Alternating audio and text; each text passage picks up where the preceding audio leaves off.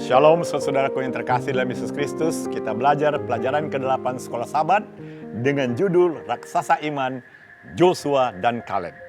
Di dalam buku Ibrani pasal 13 ayat 7 sebagai ayat hafalan dikatakan, "Ingatlah akan pemimpin-pemimpin kamu yang telah menyampaikan firman Allah kepadamu.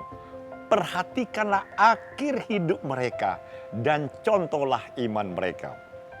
Tema utama pelajaran minggu ini, saudaraku, menuntun kita untuk supaya meneladani roh yang berbeda dari Yosua dan Kaleb, yaitu roh yang setia sepenuh hati, berani mengklaim janji Tuhan, dan terus diubahkan dengan memandang kepada Kristus. Itulah yang ditulis dalam buku Bilangan 14 ayat 24 dan buku 2 Korintus 3 ayat 18. Saudaraku, apakah Anda pernah merasa berdiri sendiri demi kebenaran? Itulah pengalaman Yosua dan Kaleb, saudaraku. Dalam sejarah Israel, mereka tidak dikenal karena usia mereka yang panjang atau keahlian strategi perang mereka, melainkan karena mereka memiliki karakter iman yang tidak tergoyahkan. Ketika 10 pengintai mundur karena takut, tapi 2 orang ini berdiri teguh di pihak janji Allah. Jadi pelajaran minggu ini adalah perjalanan iman orang-orang yang setia di masa ujian hingga perubahan tabiat melalui pandangan yang tetap kepada Kristus. Nah, kita pelajari pelajaran hari Minggu dengan tema kesetiaan. Ayat kuncinya terdapat dalam Bilangan 13 ayat 30, 14 ayat 6 sampai 10 dan 24. Di sini digarisbawahi bahwa Kaleb dan Joshua tetap teguh percaya pada janji Allah ketika seluruh bangsa ketakutan. Mereka berani berdiri melawan arus karena mereka memiliki roh yang berbeda dan hati yang sepenuhnya mengikuti Tuhan. Jadi saudaraku, di hadapan raksasa orang-orang Kanaan, 10 pengintai berkata, "Kami seperti belalang di mata mereka." Tetapi Kaleb menjawab, "Kita pasti dapat mengalahkannya," dalam Bilangan 13 ayat 30. Tapi saat itu bangsa Israel memberontak. Bahkan mereka hendak merajam Joshua dan Kaleb. Tapi mereka berdua tetap berdiri di pihak janji Allah. Maka Tuhan sendiri bersaksi tentang mereka.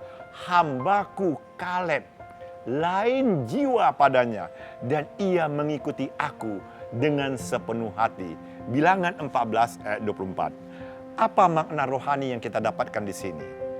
Pertama, kesetiaan sejati bukan ketika banyak orang mendukung, melainkan ketika kita mungkin sebagai minoritas namun tetap berdiri di pihak kebenaran.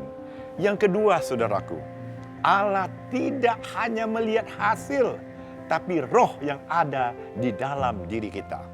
Yang ketiga, dalam dunia yang kompromistis ini, saudaraku, iman seperti Kaleb inilah yang akan bertahan sampai kesudahan.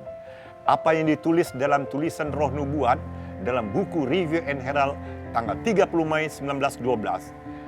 Iman Kaleb membebaskannya dari takut kepada manusia dan memberinya keberanian membela yang benar, bersandar pada kuasa yang sama, dan setiap prajurit salib dapat menaklukkan rintangan yang tampak mustahil.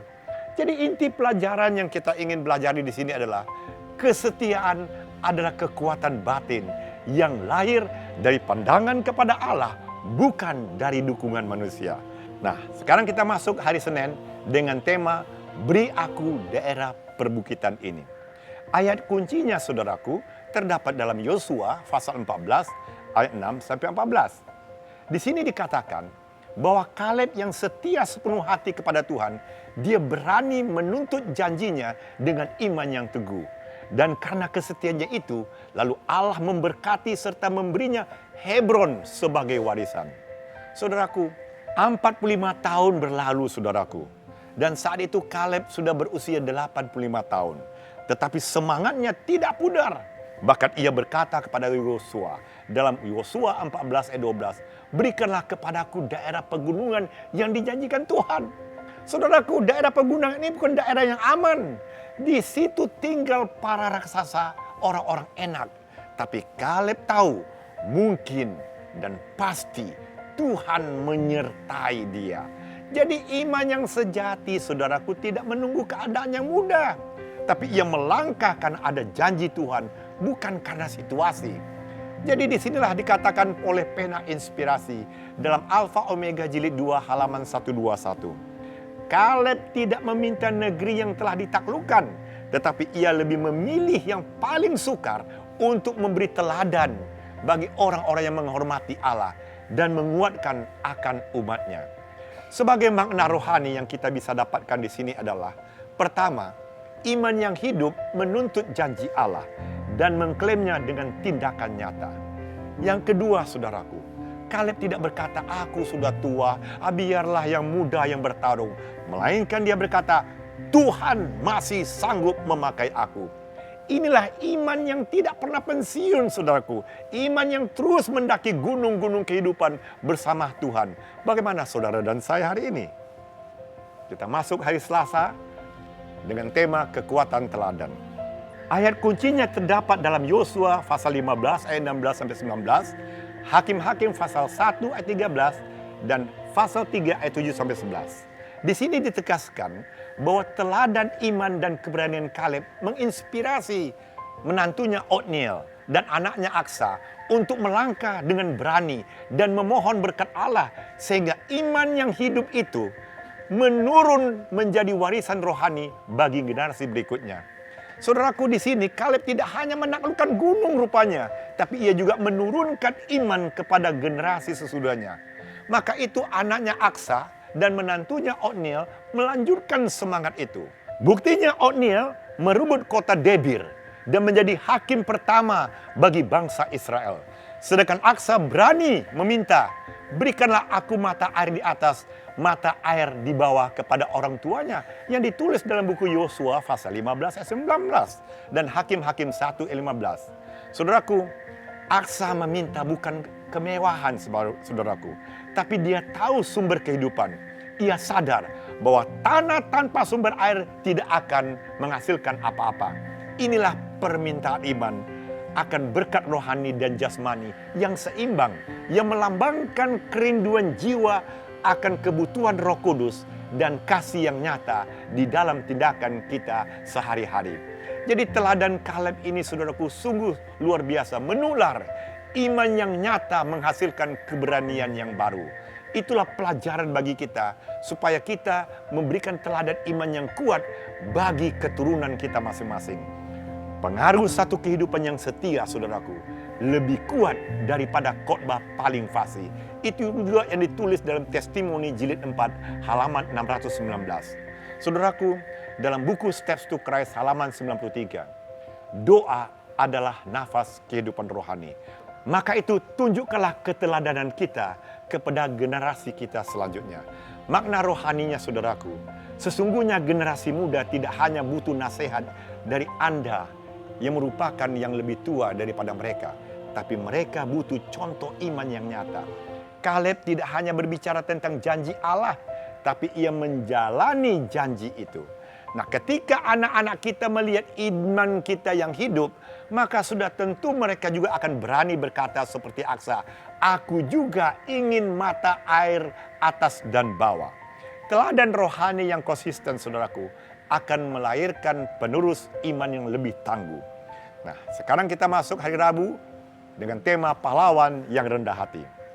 Ayat kuncinya terdapat dalam Yosua pasal 19 ayat 49 sampai 51. Di sini Yosua menunjukkan kerendahan hati sejati dengan menempatkan umat lebih dahulu dan memilih bagian terakhir bagi dirinya. Ini menandakan seorang pemimpin rohani yang puas dekat dengan hadirat Allah, bukan mencari kehormatan dunia.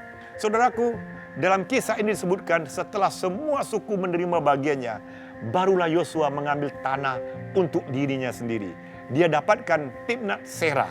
Ini adalah bagian yang tersisa di dekat Silo yang dekat dengan pusat peribadatan.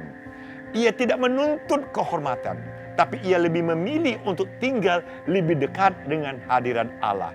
Maka oleh sebab itu, kalau saudara baca dalam buku Patriarch and Prophet halaman 514, dikatakan Yosua tidak mencari keuntungan diri, tetapi ia puas dengan bahagian sederhana selama ia dekat dengan hadirat Allah.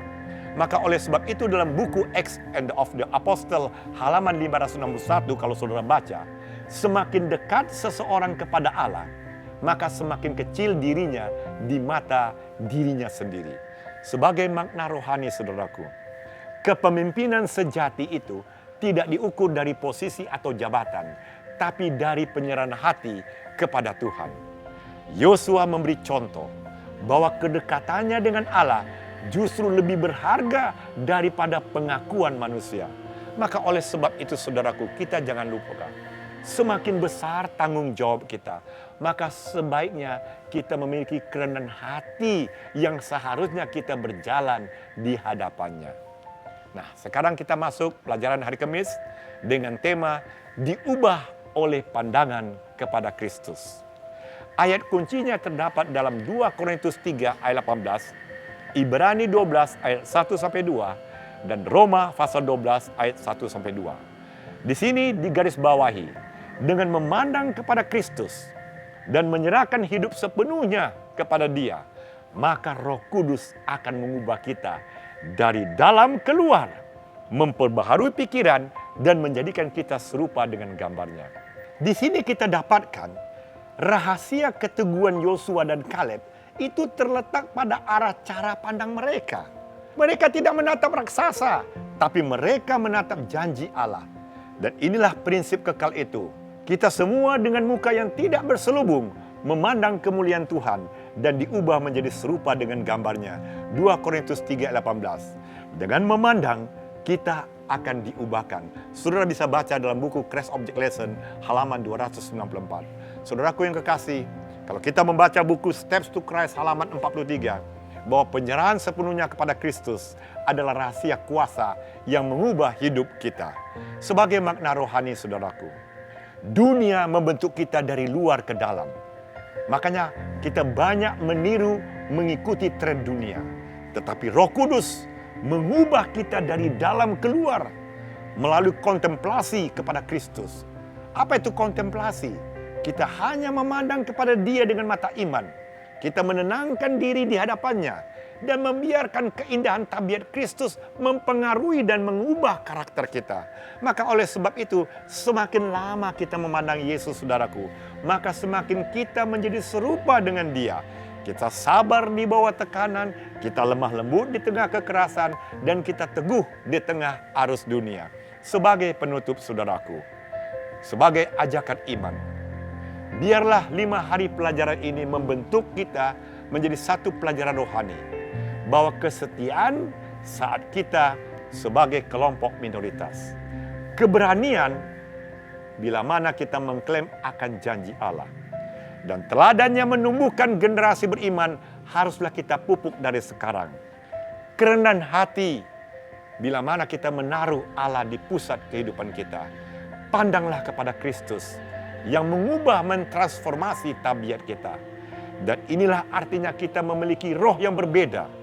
Roh yang tidak goyah oleh ketakutan, tidak pudar oleh waktu, tidak terikat oleh ego, dan tidak dikalahkan oleh dunia. Semoga saudaraku kita menjadi seperti Joshua dan Kaleb. Raksasa imannya memiliki roh yang berbeda, dan kita memiliki hati yang setia. Keberanian mendaki gunung janji Tuhan, memiliki kerendahan hati dengan tinggal di hadapan hadiratnya, dan kita tetap memandang kepada Yesus sampai Ia datang. Kiranya Tuhan memberkati kita semua.